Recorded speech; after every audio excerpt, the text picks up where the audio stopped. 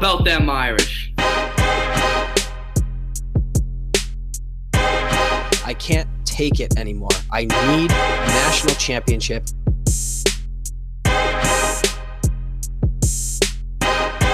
This is the Four Horsemen podcast.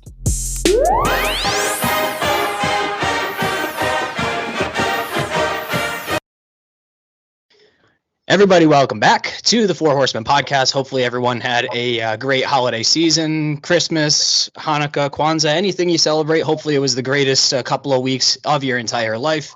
As we head into the big game this upcoming weekend, Notre Dame at the real USC, which is South Carolina. They're playing in the big bowl game, and we're going to touch on all that. We're going to touch on the USC game and a couple of other things, but yeah, we have a first here today at the Four Horsemen. It's a really exciting interview. First interview with an upcoming player for the Notre Dame Fighting Irish. So this is a guy that I think just kind of has gotten it, quote unquote, over the course of his time, and he's been an exemplary kind of model of what a Notre Dame Fighting Irish man is, and pretty excited to have him on the team and in the program over the course of the next couple of years. Hopefully a future Bednarik winner, Butkus. He's already won a Butkus in high school. A whole bunch of other awards coming his way with a rich history of linebackers at Notre Dame. I'm going to introduce now Drayk Bowen. Drayk, welcome to the show. Thank you. Thank you for having me. Now, Drayk, you really don't need no introduction if people are fans of the program. But for sake of people who may be listening for the first time, hell of an episode to pick up on. Maryville, Indiana, Andrew in high school, the 2022 Butkus Award winner, Indiana's Mr. Football, 2022 First Team All-State, 2021 First Team All-State as well. The thing that I was looking at when I was looking at your stats, you ran 242 times in a year. I would be broken if I did that. So that impressed me. Over 2 years, over 300 rushing attempts for over 2,000 yards, and I believe 40-plus TDs. I can't do quick math.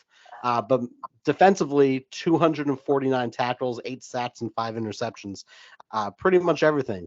So I'm going to ask the first question of the evening. Can you also punt or kick? Because I love special teams.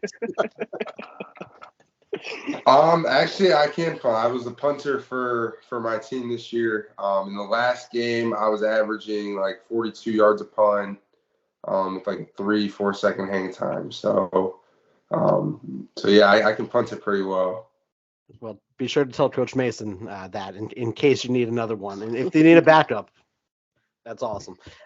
So really, your recruiting journey has been well documented both online and through Twitter. So before we get into a lot of things, being a recruit now, I got recruited for Division III football, very different than what you've been doing. Tell us about the process. What was your favorite part about the process? What didn't you like?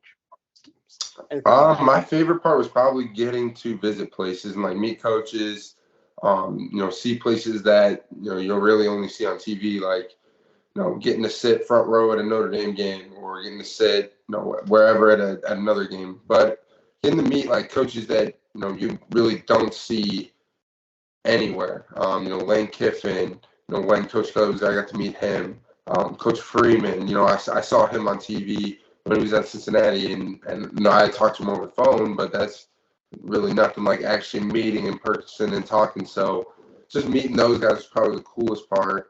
And then probably not the worst part, but the part I didn't like the most was definitely the phone calls. Just all of that stuff. It was a lot of stuff to take in, and it was probably 5-6 phone calls a night, maybe. Some nights were a little more, some were less. But yeah, it was a lot of stuff throughout the week. So that was probably not the most enjoyable part. Now, I wrote down you were being looked at by LSU. Was that when Coach O was still over at the program down there? Yes, sir. So those phone calls must have been fun to have to listen to. Yeah, they were a challenge. And then just my other question, your final three came down to Notre Dame, Clemson, and Auburn, obviously all great baseball programs as well. What differentiated Notre Dame for you out of all the schools? So, it came down to a couple of things. I had a good relationship with both baseball, football for Auburn and Notre Dame. Clemson, I didn't have a great relationship with the baseball coach, so it kind of just ruled them out. Like they were my number 3, but really it was between Auburn and Notre Dame. And so, when going through everything, they both laid out a plan for me, so it wasn't like I didn't know what was going on. At the end of the day, it was just, Coach Freeman was a big selling point for me. I couldn't tell him no. I could tell basically any other school in the country no and be okay with it, but Coach Freeman, I just couldn't tell him no and just move on. And then, the degree. Notre Dame's degree will take you anywhere in the world. And, that's not a knock on Auburn's degree or anything. It's just, it's a Notre Dame degree, and, you get that and you're set for life. Absolutely agree. Now, in regards to the recruitment process, and thanks for bringing us through that, what was the exact moment that you knew, this is home, I'm going to pull the trigger? I know, obviously, as you mentioned, Marcus Freeman had a lot to do with that, but can you describe that moment for us? Yeah, so it was probably a couple days after the Auburn game, like a Wednesday, I believe. I was sitting in my garage. It was after a football practice. I was talking with my dad.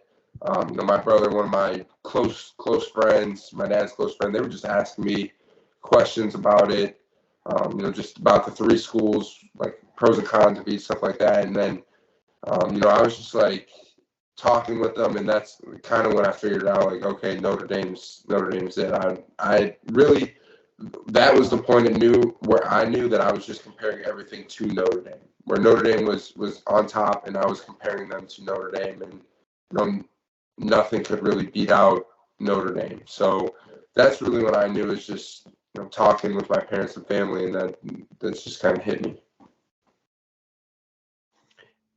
That's awesome. Now, you've obviously traveled throughout the South. You've been to Notre Dame countless times on game day. When you had to look at environments, and then you're thinking of yourself as a player, on the field, is there a certain place you're looking forward to playing the most other than Notre Dame? Probably Texas A&M. That's probably a big one. Miami. I am really looking forward to going to Ireland. That's another one that I'm super excited about. But probably Texas A&M. SEC environment. Their fans are crazy. They're going to be loud. So I'm definitely excited for that one. That's awesome. And in regards to now just kind of shifting a little bit, once we get on campus, I know that at the beginning of the call, prior to recording, you mentioned you're going to be there in just a couple of weeks here, but shed some light on the fans. What's going to be the living arrangements? Do you have a roommate yet? Have you been kind of given any sort of clue as to how your campus experience is going to be when you first arrive in a few weeks? So they really haven't given us our roommates yet. They haven't given us our class schedule yet. I actually just emailed one of the people helping with, the welcome week and everything. And so we'll wait to see and hear from him. But they haven't given us much regarding to that. But, as far as my schedule, I know that, right when I get there, I'm baseball, football right away, and then classes. So I know when I get there, my schedule is going to be a little more tough, especially it being the off season for football. That's kind of when my stuff gets a little more rough. Whereas in the spring it's a little more toward baseball, and then not this year, it won't be a little more towards football, but next couple of years, and then in the fall it'll be a little bit more towards football. So those are just little things for me where I know that I'm going in. And I'm going to be on a rough schedule. So, but other than that, I haven't gotten a ton. So. Awesome. And I just have one more question off of that, and I'll pass along to one of my colleagues. So you're coming in at 6'2", 225, or, that's where you were listed, and that could fluctuate a little bit here or there, especially around the holidays, at least for me. But, Can you describe, I know you mentioned, once you get there, I imagine that, coaches are going to have you on some sort of program, but what has been your experience up to this point in regards to your workout regimen? What have you been doing that's been working to obviously get you into great shape? Yeah, so I had my personal programs. We made it with one of my dad's friends who's a big into workouts. He was in high school strength and conditioning coach, also D-line coach, so defense coordinator. So he understood the workout, so I did that, and a lot of it is high rep, low weight stuff. So it's a lot conditioning built in already to it. So that's kind of what I've done so far throughout the winter and then in season 2. So. That's awesome. Now, before we get into the fun questions here, do you know what your major is going to be yet? Or are you undecided? Finance. Okay. Another friend of the program. I think you'll be taking some classes in the Tom Mendoza Business School. Tom is a big fan of us on Twitter, so that's always great to hear. And Steve is our and finance once your illustrious football career is done in 25 years from now, after a couple of Hall of Fame bids, you can hit me up for a job in finance. I got you. I might recruit him first, Steve. Now, Drake, you're known as almost the quasi leader of this class coming in, the recruiting class. You've been a great spokesperson for Notre Dame. When someone's going to commit, whether it's someone you know is going to commit to Notre Dame or someone that you've been trying to get to commit, what's that look like for you? January 3rd, someone's committing. What do you do? Do you text them one last time to remind them of ND? Well wishes. What does a commitment day look like for you? So yeah, if somebody puts out a commitment date, it's hard because once somebody puts out a commitment date, usually they know where they're going to go.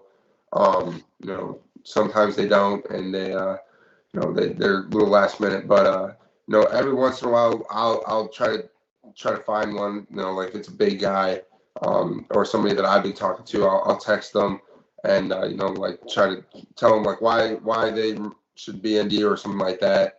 But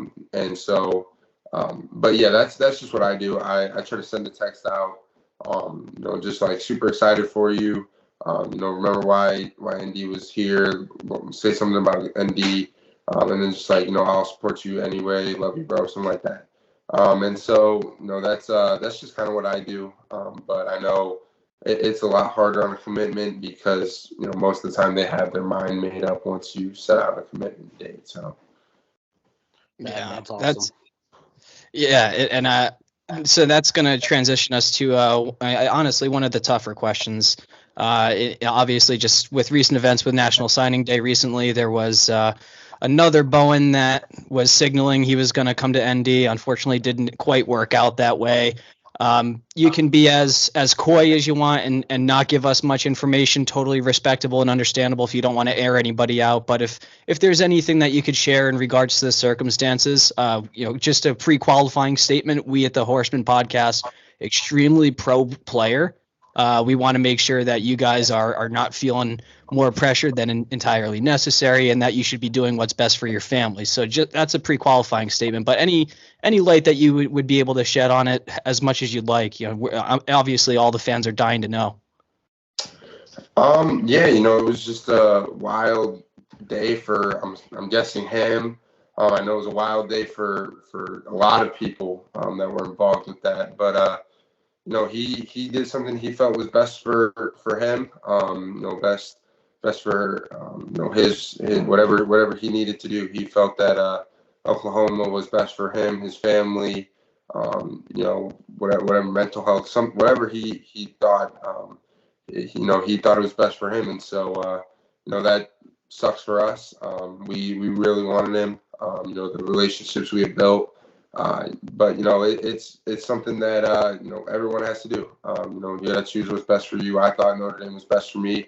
I'm assuming other people didn't. So that's just something that we all have to live with and accept that he did something that was best for him. And so I still have a friendship with him. I still support him. And so I'm just hoping the best for him. Very classy answer, which we all appreciate. And also another, great thing for Notre Dame fans to take into consideration. There's two other great safeties in this class already, in Ben Minich and Adden Schuler. So, the future's still bright in South Bend. But I'll pass along to one of my colleagues here. But thank you for that insight. Yeah, kind of a tongue-in-cheek question here, but you grew up a Bama and Texas fan. Am I correct in saying that? Yes, sir. All right. So this is I read that in another interview. That's not breaking news for us or anything. I'm 31, almost 32. So when you were becoming a Bama fan, they were breaking my heart. When you were growing up, did you have a favorite Notre Dame player? No, not necessarily. Notre Dame was always on. Just because it's Notre Dame. We watched Notre Dame because it was usually one of the better games on. So if it wasn't Alabama or SEC something, or a big game like a 1-4, whatever it was, usually Notre Dame was on, or at least we were turned into it to look to score something like that. But other than that, I didn't really look in depth into too many players. I had heard of Jalen Smith. I had heard of Manti Te'o, Drew Tranquil. So those guys I'd heard of, but I never really looked in depth into them. So you just aged me about 40 years because those were the guys that I was obsessed with back in my 20s. Not even when I was a kid.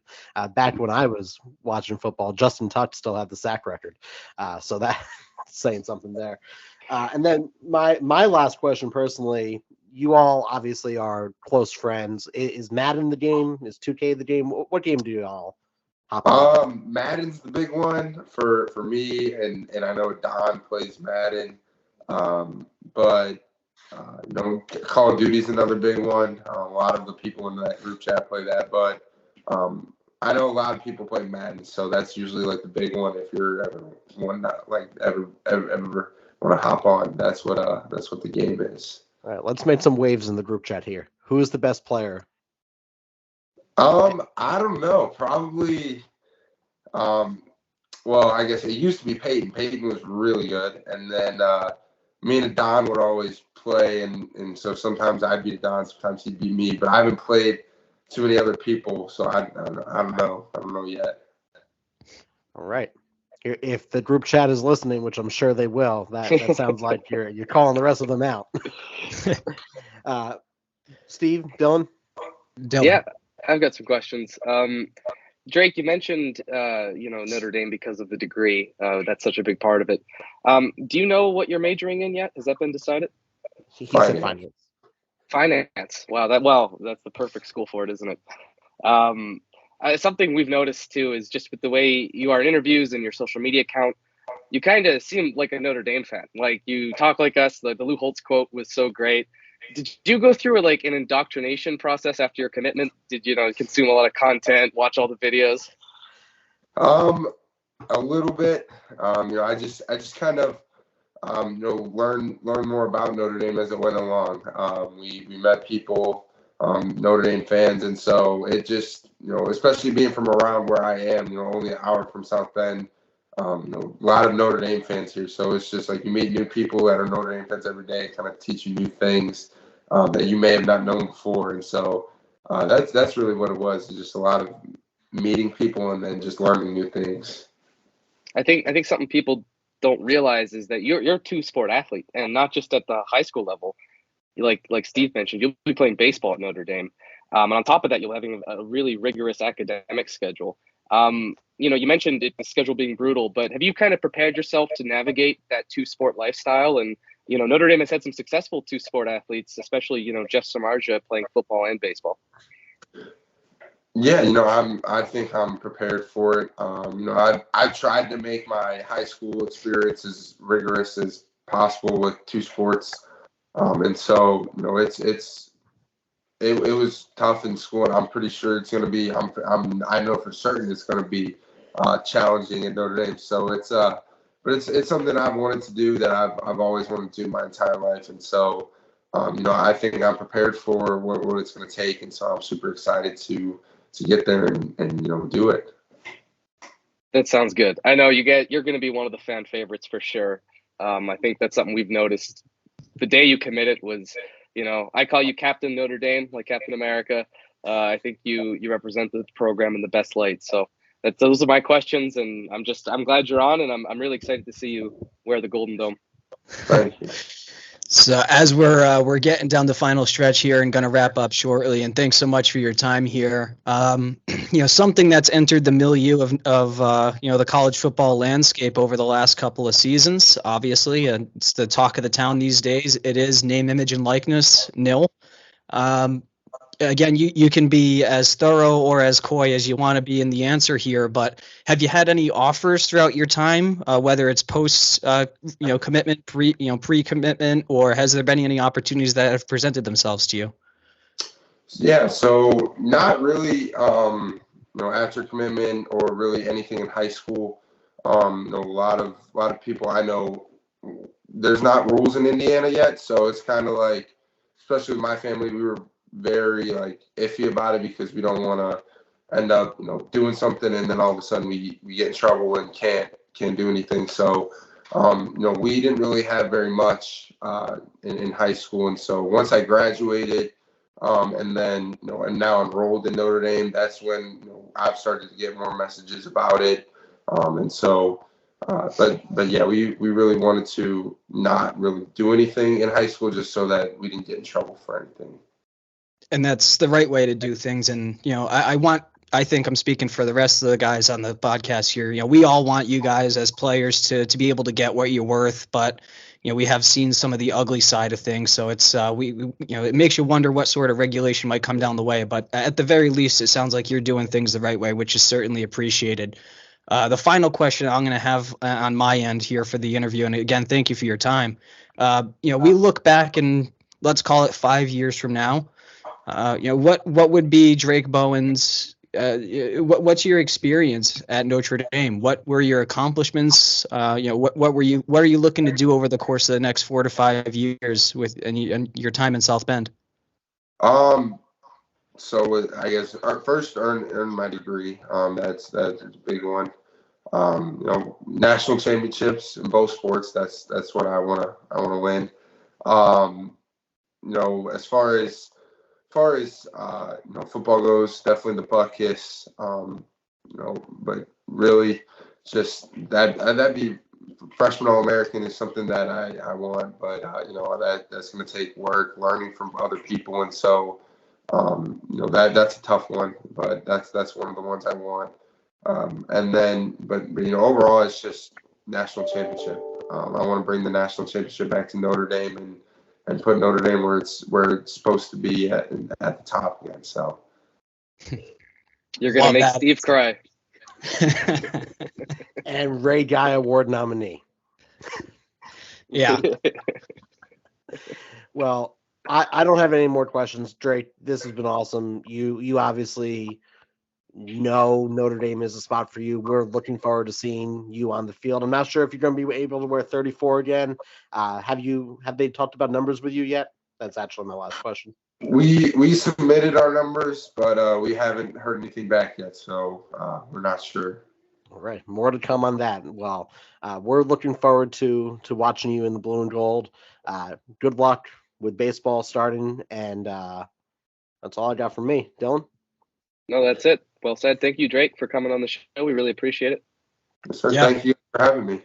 Absolutely. Congratulations with everything. You're obviously welcome anytime. And tell the boys, too, anytime that anyone wants a platform, they have a safe space here. We're going to make sure that you guys, if you have a voice that wants to be heard, you got a home here at the Four Horsemen podcast. And thanks again so much for your time. Yes, sir. Thank you. Well, that had to be the most awesome interview we've done. No offense to the other guests we've had on, but Drayk, Captain Notre Dame, first team all interviewer. Wow. So thank you again, Drayk, and the Bowens for having such an exceptional human come on our podcast today. But we have some business at hand, fellas. The real USC, the University of South Carolina. Let's go. It's a bowl by the way, game. I'm back, guys. Happy to see everybody. Oh, Dylan is back, officially back. 2 Yes. USCs in a row. He's back for. That is correct. I finished my time in Ireland, and I'll be back on the show. So thanks for taking over, and I can't wait to beat. You guys are calling it the real USC. I don't know how I feel about that. Because we're trying to trigger a fan base. That's what we're doing here, Dylan. It's hard to trigger a fan base that has 14 fans, and they're all from this year. So And they're all angry. Like I started chirping them after we lost because why not? They were so angry.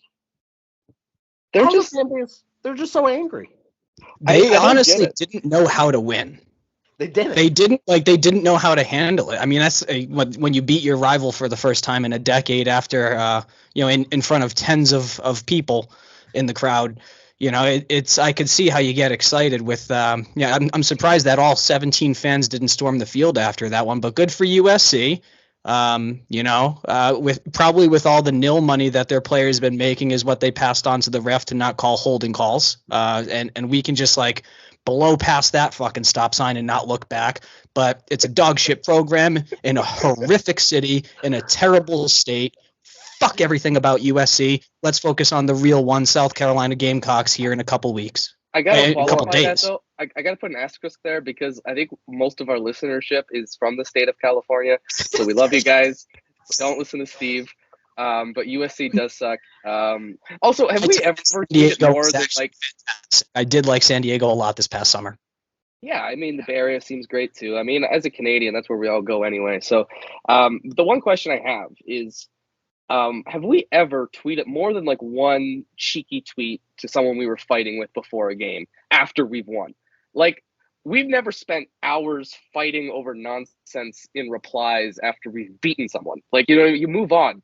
It's yeah, we won, you suck, and that's it. The way they acted was, like you said, and honestly, they didn't know how to win. The way that we approach those wins, it's less so that it's you suck. It's more we told you so, because we just know that Notre Dame is legit and everyone always underestimates us, and then we win, and then it's hello, we've been telling you. The Clemson game, right? Exactly. we had those receipts for the Clemson game, and we made sure they were posted. Not to make this about a Twitter segment, people don't realize we're three people tweeting from the same account. It's hilarious. Fundamentally, it blows people's mind because one person will attack us and all three of us will come at different angles from it. I try to be sarcastic. Dylan tries to be more analytical, and Steve just comes over the top with a right hook. And I don't know if they think we're the same person going completely crazy, but we're three people on one account, and the time. No. It's all one person. Let's just gaslight people into just insanity. Are we Tyler Durden or something? Are we Fight Club at this point? Are we main narrator? I like to be humble, and I don't think we're all that great. I'm not arrogant. I know we do a podcast. There's lots of other people who do good podcasts, but I will say, I think our Twitter account is the best thing out there. It's so chaotic. Because there's three of us that have different styles. We contradict each other all the time. We say things that blow up all the time. We get tagged in things about Notre Dame as if we were some legitimate news source. It's just the Four Horsemen podcast Twitter account, folks. If you're not following it, it's money. It is just the most ridiculous thing on the internet, and I love it. I love that we have this. That basically our podcast has turned into that, but it's perfect. There was one, and this is the last thing I'll say about that USC game. I liked the call to sneak it Mitchell Palooza on 4th and 1. People are saying, "Oh, why Tommy do that?" And then I said I liked the call. Dylan didn't like the call. It literally looked like two heads fighting against each other. Our tweets back to back on our timeline was great call. I don't understand that call.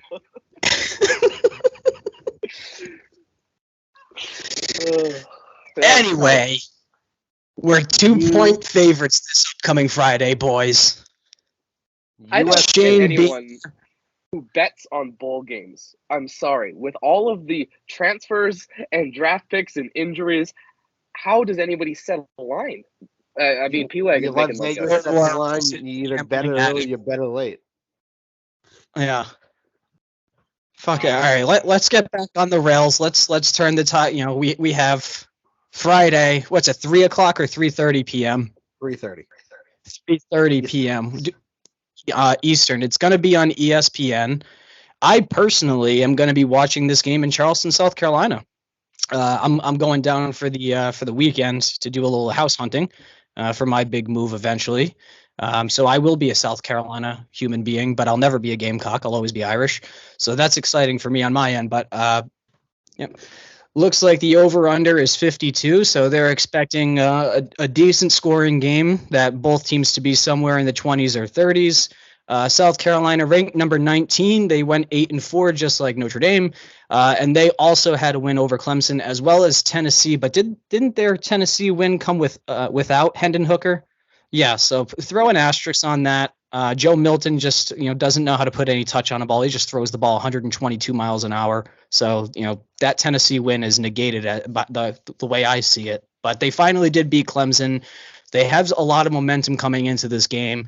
Either of you, Mr. Wagon or Mr. Dillon, the Canadian, what insight do you have? What players are you looking out for? What do you want to see in this game?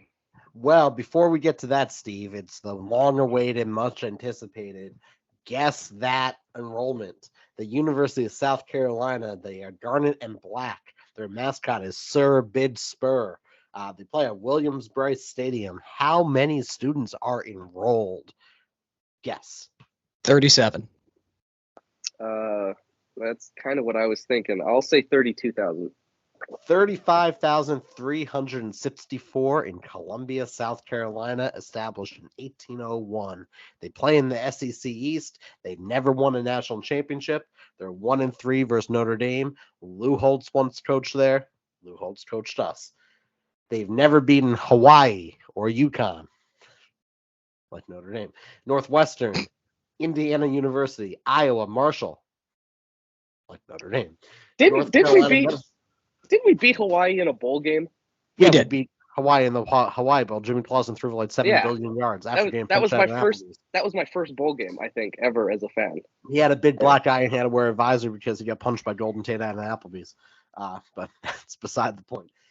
Famous alumni from the University of South Carolina. My aunt, Hootie and the Blowfish, Charlie Weiss. He got his master's there when he was a GA. Gary Parsons, who founded Sirius XM or XM Radio. Lillian Garcia from the WWE. And Jackie Bradley Jr., a bunch of football players. Jadeveon Clowney, most overrated player ever, with that one hit against a Michigan running back. Whatever. It's the greatest ball don't lie ever, though. It was. Why? What happened? There was a blown call right before that play. I don't know if it would have turned the ball over or it was some kind of garbage. It was a blown turnover. And then on the next play, he literally kills a Michigan man, takes the ball, and then South Carolina goes on to win the game. So picked the ball up with one hand and one fluid motion. It was actually an incredible thing to watch. I watched it live, and I think it spit out my drink. Same. And the first bishop of the Episcopal Diocese of Georgia, Stephen Elliott. Okay, enough. Good Lord. On to the game. What players are you looking out for? See, the whole thing is I see how far I can push these guys until they freak out. Let's talk about the game. Spencer Rattler. He's a quarterback. He's thrown for 798 yards and 8 touchdowns in 2 wins against Tennessee and Clemson. Their special teams, Beamer Ball is alive and well. They're 2nd in punting average, 3rd in block kicks, 5th in kickoff and punt return average, 3 return TDs, and tied for 1st in field goal percentage. John Sott has to have a day for the Irish. And then their pass defense is good, but they're now missing Cam Smith and Darius Rush, along with their 3rd and 4th best pass rushers. They're missing their top 2 tight ends and their top 2 rushers. So essentially they have Spencer Rattler and the student body. And Spencer Rattler with a 16-11 touchdown to interception ratio this year. He's had flashes of brilliance. Again, he's a former 5-star recruit, very highly recruited over at Oklahoma, transferred over to USC, the real USC. But yeah, I mean, he's definitely been turnover prone. He has heated up recently, so that's the concern. But they do also have a ton of talent that's going to be sitting out. Obviously, we have Mayer sitting out. Foskey, I imagine, is sitting out as well. Yeah. And then with Drew Pine moving on, that's going to lead us to my baby boy, He's back. He's fucking back. Tyler Buckner, TB12, the greatest quarterback to ever step foot on a football field that's never actually completed a touchdown pass before, is going to be playing for the Notre Dame Fighting Irish in this bowl game. He's the projected starter as of now. AC joint is all healed on his end. It was the non-throwing arm, but again, that's going to have an effect in the running game. Dylan, you're very analytical with this sort of thing. And then also, Mr. Wagon, you are able to draw up scheme and talk about strategy. So I want to hear from both of you. One, on the defensive side of the football, how are we going to bottle up Spencer Rattler? And then on the offensive side of the football, with our QB, Buckner, how do you see this game playing out to put him in the best position to succeed? Let's start with you, Dylan, then Mr. Wagon, you go next. So offensively, I heard from a little birdie, and that birdie being South Carolina premium boards, that they do not have a good rush defense, that they are very horrible defending the run. So I feel pretty good about that. As you guys know, we have a pretty good offensive line, 3 redonkulous running backs, and then, of course, Tyler Buckner, who is a efficient running quarterback. So offensively, I think you kind of do what you've been doing all year, but mix in the throw. See how Buckner plays. Kind of be yourself, not changing too much here for South Carolina. Defensively, you've seen these quarterbacks all year. You've seen C.J. Stroud. You've seen the Heisman winner, Caleb Williams. You saw DJ Uiagalelei. Not that he's, as great as he once was, but you've seen these high caliber quarterbacks before. I'm not sure there's anything different. I'm curious how the young players will play, because I think you're going to see some youth. With Foskey out, okay, you got Jay Samiola, but Josh Burnham's there at the Viper, and apparently Junior Tuihalamaka, the linebacker, has also been moved to Viper. I don't know if that's a long-term move. I don't know if it's a great asset management to have 2 of your linebackers from that class go to Viper, but whatever, we'll see. But you're going to see youth. You're going to see maybe a little bit of Prince Colley, Jalen Sneed, hopefully. I love that kid.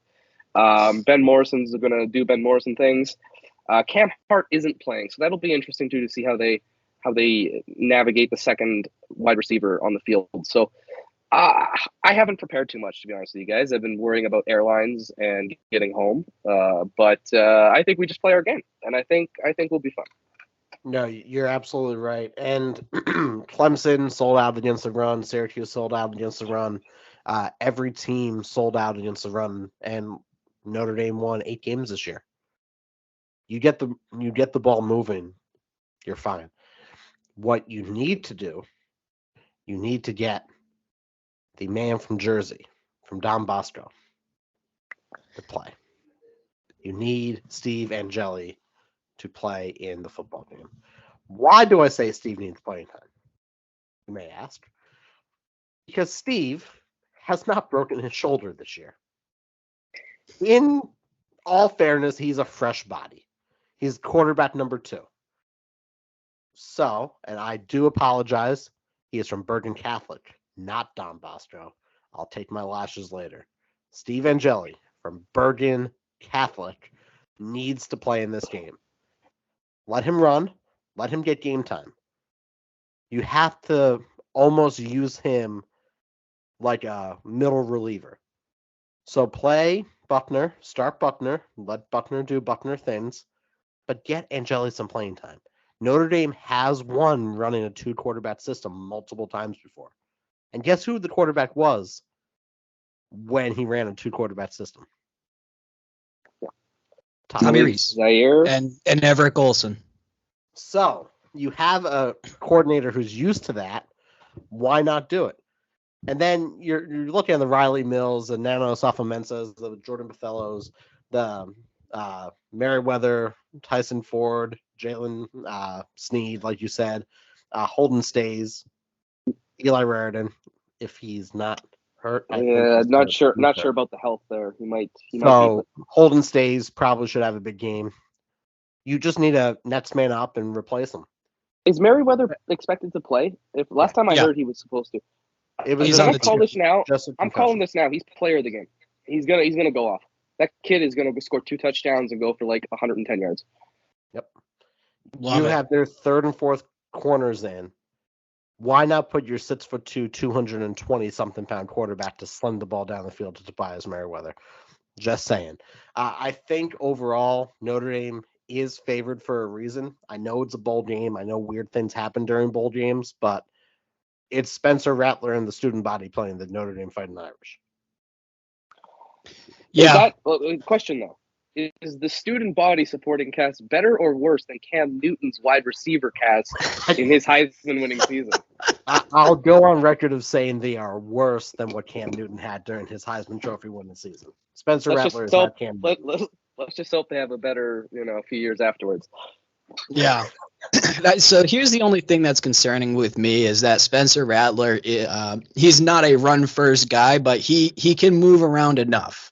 He is mobile enough. And as we saw, along with 72 missed holding calls a couple of weeks ago in Los Angeles, sometimes this Notre Dame team, and especially over the course of the last decade or so, they've struggled with mobile quarterbacks. So, that's ultimately why I think that you got to get one of these fresh guys on the field, whether it be Jalen or Junior or oh my God, the name's escaping me.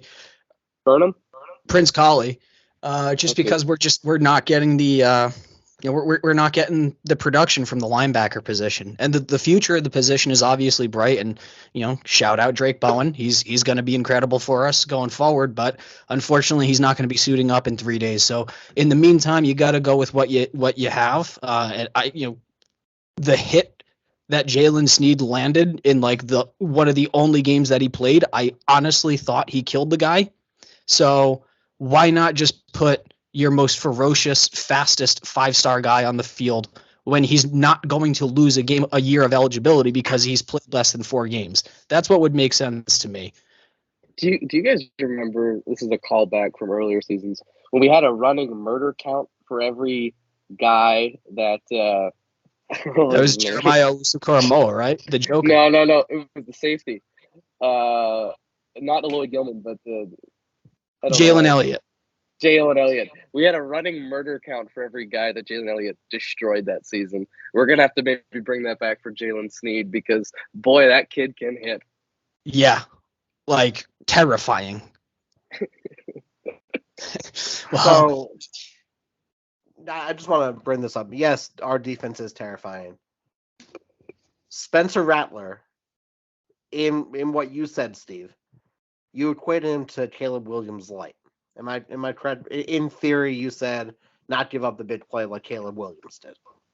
He's a short bus Caleb Williams. Okay. Let me continue on with this sentiment. They don't have their top 2 running backs. Correct. Okay, we're following here. If they can't run the ball with them and establish the run, what's the play action pass run do there? I don't think South Carolina has the guns to outgun Notre Dame. Yes, we lost our top receiver. Yes, we lost our starting quarterback. But Tyler Buckner was the starting quarterback game 1. Yeah. So I think overall, the big plays aren't going to be there. You have your full secondary coming back, full of dudes. And really, 3 people left Notre Dame? 4, maybe, from this game? Yeah, something else we have too plenty is, of returning talent. With the exception of the playoff games, because those are a little different, we've looked really good in bowl games. I know we lost last year, but that first half was the most dominating performance I've seen in the Notre Dame uniform. The Camping World Bowl against Iowa State, do you remember that, where Chase Claypool basically dunked on every Iowa State player on the field? I for some reason, Notre Dame kind of they break out in a bowl game. They show you something new. And I think, look, you're going to have to stop this run game. If you could stop every receiver Notre Dame has and shut down the passing game, good luck. Good luck stopping the run game. And like you said, I don't know if South Carolina has the horses to race Notre Dame to 20 or 25 or wherever we're going with this. And I think Notre Dame is going to open up the passing game. I think you're going to see a little bit of surprise. I think they're going to run the ball effectively, and I think that's going to open up the throwing lanes. And I think you're going to see – I could see an explosive offense in this bowl game. And I don't know how it's going to go. You know, it could be 9-6 by the end of the day. I kind of think Notre Dame's in a good spot here. I agree. Now, let's talk historical records here. Since 2008, with the Sun Bowl win, with Charlie Weiss, Jimmy Clausen, who got punched in the face and had to wear a visor, Notre Dame has won the Hawaii Bowl, the Sun Bowl, lost the Champ Sports Bowl to Florida State by 4. That was bullshit. I watched that. It was garbage. So we have 2 wins. They lost the BCS National Championship game. They won the Pinstripe Bowl, where Kyle Brinza kicked the most field goals ever in Pinstripe Bowl history. Zach They won Martin the music. was the player of the game, by the way. That was the He first was. tackle to win player of the game. He won the Music City Bowl against LSU on the last play of the game, 31-28. They lost the Fiesta Bowl. They won the Citrus Bowl. Remember the Citrus Bowl? You know who that was against? LSU. They won the Cotton Bowl. I'm sorry, they lost the Cotton Bowl. They won the Camping World Bowl and then lost the Rose and Fiesta Bowl. How many bowl wins is that, Steve? Since 2008? It's 6 by my count. And how many? And all the altogether? losses except the Champs Bowl was a New Year's Six bowl game. Yeah. Just so people know that the bowl losses are because we're playing in playoff or title games. Now, people say, "Oh, Notre Dame can't win a big game." Anytime you win a bowl game is a big game. Bar none. If you win a bowl game, ostensibly you are a bowl champion. Yes, you're not winning a national championship. It's a game players want to win. You have Buffalo out there today playing. Who knows who they were playing? They were both 6-6. They wanted to be there to play. Georgia Southern. You have Buffalo and Georgia Southern playing in a game that doesn't matter. There was a fight on the field. It matters to these players. And the Gator Bowl should be New Year's Six Bowl. I'm pissed about that. That's beside the point. And also New Year's Six Bowl, not on New Year's Day anymore because of the NFL. Relegate the NFL. I agree. Relegate the NFL. I got to actually head out of here in the next couple of minutes. I have husband duties to start getting to. So do you guys want to quickly get into some sort of prediction game for this? Yes. All right. We'll start with you, Mr. Wagon, since you answered first. Notre Dame 42, South Carolina 17. Go Irish. Dylan, do you want to play the game? Let's play the game. All right. Count us down from 5 because I need an extra 2 seconds to think about a score. 5, 4, 3, 2, 1. I'm good. 45-21. Okay, I had 33-13. I think we're a little off this time. Okay, I'm expecting a little bit more offense. I did agree with your analysis. I'm actually expecting us to kind of blow the doors off of people because I don't think they're going to know what to do with Tyler Buckner. I don't even think Tyler Buckner's going to know what to do with Tyler Buckner. I have one question here from our mailbag. First of all, someone has to write an article about the bowl suites. I'm not watching TikTok to find out what people got for their bowl gifts. This is from Kickoff with Kenneth, Finder_goat. I have to ask this question, and then Steve, you can go do your husbandly duties. I should probably go hang out with my in-laws that are here. How many wins against USC would you all trade for a national championship? Bonus, how many wins against Michigan would be worth a title? Now, to answer that question, are we talking about, okay, you win the title this year, and then you're going to lose how many years in a row against USC to pay for that title? Is it one title, or if I give up a win, I win a title? No, I think it's how many wins do you give up for one title? Against USC, 5. I don't care. 5 for 3 titles. No, that's too easy. I don't know. I mean, a title's worth what? 12 games, right? 12 games to get to a playoff. So could you go a decade? Could you go a decade? I'm going. It's a 9-to-1 ratio for me.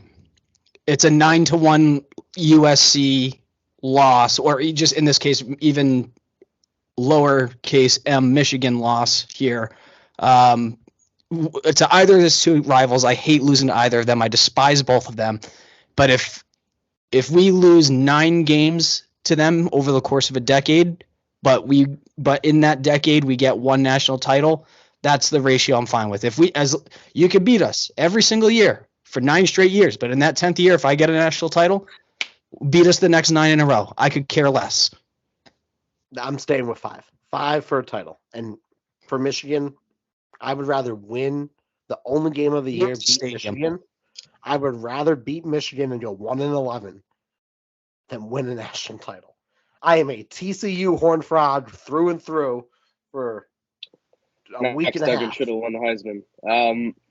Okay, I'm going to say 10. I think I would give up a decade of losing. If I won a national championship in 2024, I will go 10 years of losing to USC. With Michigan, I present a counteroffer. And my counteroffer is this. We win a national championship against Michigan in the national championship game, and I will take an eternity of losing to Michigan. That's my offer. I will lose to. I don't care. I will stop scheduling them. I don't care. I'll never play Michigan again. I beat them in a title game. I never need to beat them again. That would jump my ratio up to 20-1. 20 losses to them to beat them one time in a title game. But after 20 years.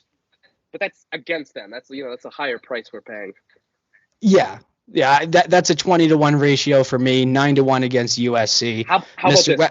I'll join the Big Ten if we beat Michigan in a title game. How about that? Bet. I'll give up independence if we beat Michigan in a title game. But I don't want to lose a regular season game to them. Their fans are assholes, and the last point I want to make is that Michigan fans are assholes. Agreed, and I would agree to the terms, Dylan, of joining the Big Ten under one condition, national championship scenario, and that's if we beat Michigan, lowercase m, 52-3. If we win by anything less than 49 points in that game, then the deal's off. I want an utter and complete destruction of that program to set them back to 1900 when they had their racist ass coach. I like how our show. And with that, I'm out. I'm going to take my leave. Everybody, go Irish this weekend. We are going to beat USC, the original USC. Screw the Gamecocks. Drayk Bowen, you're the man. Thank you so much for all your time. For my two esteemed co-hosts, you guys are awesome. And thank you for everything. I'm going to leave now, and now you two can just speak awkwardly. Safe travels. We do have another mailbag to get to. We were supposed to hype up Colin's suggestion, which I totally agree with. We need to bring back the 1970s green and white jerseys and the numbers, the colors on the numbers for sure. If you guys haven't seen Colin Gallagher's mocks of like Notre Dame uniforms and like alternate uniforms, you should check them out. They are unbelievable. Shout out to Colin, does great work. But yeah, do we have any other mailbag questions, or is Kenneth the goat finder? Is that it? Just those two. Abby does bring up bowl gifts. Based on historical gifts that have been given out, what bowl would be your choice? Any year, any bowl, nothing else matters. Mike Golitz said he got like recliners for the Sun Bowl that one year. I don't know. I would like a recliner, but I think the whole thing about bowl gifts is just I like to see what people get that they don't need. These people are going to be millionaires, or at least 100,000. And yeah, I'll take a recliner. Sun Bowl recliner, 20 whatever. That's a pretty cool gift. That's a lot of money when you think about it for a whole football team. Yeah.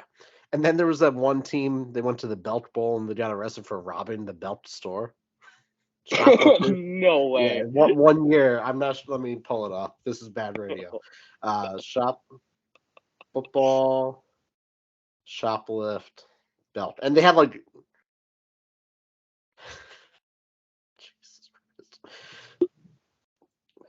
okay, 2016, University of Arkansas players were given $450 to spend in a belt shopping spree. Jeremy Sprinkle, Arkansas tight end, was cited by police at the event for shoplifting nearly $300 worth of additional items. Okay, so he took $450 and then he took another $300 on the top. So. I think the Cowboys drafted a tight end named Sprinkle. That's pretty funny. So those are all the questions here that I can see. The Sam Hartman stuff. Yeah, let's talk about that. That's a good thing to mention. Well, we'll end on that. He's in the portal now. Notre Dame can't talk to him till January 4th, so he's probably spending this week looking at the NFL, looking at offers teams potentially could give him. And there's a lot of just smoke and mirrors around tampering. Yeah, Notre Dame can't talk to him. Are we going to pretend that Notre Dame hasn't talked to him? I think he reached out to them. I think so too. I don't think Notre Dame reached out first. Although there was a report last year that Tommy reached out to a certain quarterback who is not in the portal. If it happens, it happens. I don't care. All these other teams are doing it. My whole thing is the Reese family has known about Hartman since 2015 because his father was part of the Wake Forest staff. They know what the commodity is. And the thing that bothers me on the internet are these Twitter accounts who say, "Oh, we need this guy. We need this guy. What's the body of work? The names I'm specifically thinking of are Hudson Card and Grayson McCall. Grayson McCall hasn't played a Power 5 school and won. No, but he's got a lot of, Division I experience, and he's performed really well. I agree with you on Card for sure. Card's played 8 games. Hudson Card. Okay, I'll give you that Grayson McCall has experience. Hudson Card has four games and a cup of coffee. The only reason people wanted Hudson Card at ND, he's now at Purdue, was because of that game against Alabama. That's the only exposure they have to Hudson Card. Well, even then, he was okay in that game. I had tweeted an analysis of it because I was watching it on YouTube, and he looked good for parts of the game, but for parts of the game he didn't. It's not like, wow, this is a Heisman quarterback right here. He was a solid quarterback. He's got a lot of tools, but he has 2 years of eligibility, which would conflict with Tyler Buckner. He's got barely any more experience than Tyler Buckner. So Card was never a top choice for me. It was Devin Leary, Sam Hartman, Grayson McCall, Drake May if he went in, Tanner McKee if he went in. Those were my top names. To me, there's a second tier, and that second tier was your Hudson Cards, your Spencer Sanders, your Armstrong. I don't know how to evaluate him. I would have had him in that second tier. I know you like him a lot. You like Jeff Sims a lot too, which that would be interesting. I thought Jeff Sims. If Jeff Sims came to Notre Dame, I would have been through the roof. But at the same time, Jeff Sims probably not a Notre Dame quarterback in the offense that they're running. Yeah. If Notre Dame gets Card, is going to signal a new era of Notre Dame. They're going to move away from the traditional Ian Book, Tyler Buckner, throw first, then run. Does that make sense? I think if they get Card, they're going to usher in more of a pro-style attack because then you have Minchie, then you have Card coming up. And with I think that's what they want. I think that's what Tommy wants. If Tommy there's no indication Tommy's going anywhere. Tommy's in for at least another year. I think if you move to that pro-style attack, you're going to move away from what Ian Book was good at. And I think Notre Dame needs to do that. So ushering in Hartman is ushering in a new offense. Yeah. And we have the receivers for it too. So I'm really excited for the receivers. We saw a lot of great development this year. The recruiting class is excellent. I like it. I think Hartman, his stats are very solid. He was, he's a top 20, top 15-ish quarterback in QBR. I'm actually going to watch. I'm going to kind of break down his film later today because he's in the portal now. So I'll kind of look at how he is. But look, he's an ACC quarterback, so he's playing Power 5 competition. He's the all-time leader in touchdowns. Yes, he throws a lot of interceptions. He's a bit of a chaotic gunslinger, and Notre Dame kind of needs that. Notre Dame's been very conservative in their quarterbacks, right? And to have a cowboy go out there and just say, fuck it, somebody's going to go get the ball. I kind of like that. I kind of... Dylan. He played against trash ACC defenses, some would say. The defenses will be playing against this year, but yeah. I ran the numbers. I did the math. 6 ACC defenses, 2 Pac-12 defenses, an AAC defense with a new coach in Ireland, who notably doesn't know how to defend the pass. 1 MAC defense, 1 Big Ten defense, 1 Ohio Valley defense, and 2 college football playoff defenses. Yeah. He's going to be, he's actually, I think, my age. Just so people know, I've just finished law school. He is still in college football. That is ridiculous. This guy at this point has seen every defense on the planet. He's a high IQ player. He's been around. At some point, you're just dominating lower competition. I'm excited if he's the guy. I think that would be great. 23 years old, and he was born in 1999. Yeah, I'm a little bit older, but still, the point stands. Okay, the point stands. I think Hartman's a great pickup, and I think it's a solid 1-year stopgap. So you're not threatening Buckner, you're not pushing him out, because then Buckner's coming in the next season against Minchie and Carr and Angeli as the favorite. So you keep Buckner there because you don't want to lose a talent like that. You're immediately a playoff contender, I think, with the quarterback. With this roster you have, the schedule is very tough, but I think the caliber of roster is right there. And it's a grad transfer. It's Notre Dame. It's such a perfect fit, and I like it more than Card. That's why I was high on Jeff Sims too. I don't know how I feel about it relative to like Devin Leary or Grayson McCall. I haven't pecked those guys in an order yet, but those are 3 guys I would have wanted at the top of my list. I was high on Leary. I was not high on McCall, and I'm higher now on Hartman. Watch him in the bowl game. He wants to play football, and I think the one thing that people forget, transferring into Notre Dame is very hard. We got a grad transfer kicker from USF. We got a punter from Penn. Our previous punter, Harvard. Yep. So you have to have the credits to get in. If you've already graduated and you want to go to the grad school, you still have to qualify for that. It's not easy to get into Notre Dame. The incoming freshman class, their GPA was a 3.4. It's a university for a reason. It's not just saying, oh, let's throw them out there and figure out football. Football first. They came to play school and also football. Yep. It's just, and people on the internet are calling him the Netstein book because he plays in the slow mesh system. He's 102 years old, and he's played in every single football game that you could think of. If you look at the teams he's played, it's just like Sam Hartman is that old wily cowboy at the corner of the bar. And I'm pulling up something here. I don't need to see him going to Notre Dame. I've read those already. Sam Hartman, if you just pull up his Wikipedia, again, he was born in 1999, which is wild. He has won the Gator Bowl MVP and the Gasparilla Bowl MVP. He has been second team ACC, third team ACC. He had a rib removed to play football. This guy loves football. You don't need someone who knows how to be a pro-style quarterback and wants to Todd Marinovic it and stand in the backfield and just throw passes. You want a guy who loves football. He'll figure out a way to win. And that's what you said too. He'll figure out a way to win. He lost a rib to play football. He wears a necklace with his rib on it. The guy's a wild card. Cool. I love him.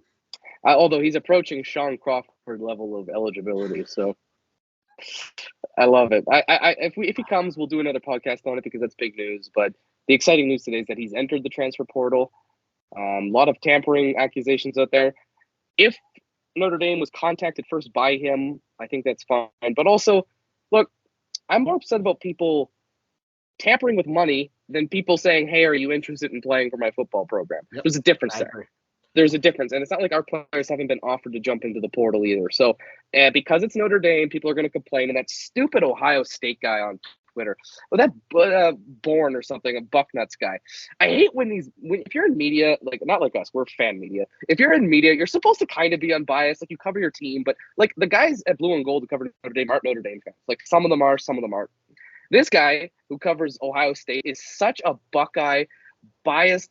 He annoys me so much. The first thing he tweets is, well, this is tampering. And then what does the narrative become? Tampering. There's an article out there about is Notre Dame tampering. It's like every school does this, but because you're playing us next year and you know your team's no good next year, all right, throw that out there. Yeah, God, I hate Ohio State. I hate those guys. And I think the overall message just on Twitter, we got through the first early signing day period relatively unscathed. We heard it from Drake. Players are human. That's the message I wanted. Players are human. They're not just there for your entertainment. These are people. They are real people. Show some grace. Yep. Except if you're a Michigan fan, then you can go wherever. Other than that, USC, the real USC on Friday. I hate Friday games, but then we'll usher in 2023. I don't think we're going to be signing any more players other than Hartman, hopefully. So we got that. Potentially, Wake Forest's defensive end is also in the portal. I heard that, yeah. One deal. We'll talk about recruiting later on. Continue to follow us on Twitter. I have nothing else. I'm ready for the game. I'm not ready for the season to be over. I'll probably cry at the end of the game, as I do every year. And yeah, Dylan, any last words here? Nothing. I thought that was a great pod. It's great to be back with you guys. Thanks to Drake for coming on. That was so cool. And then just, go Irish, beat Cox. Go Irish, beat the real USC.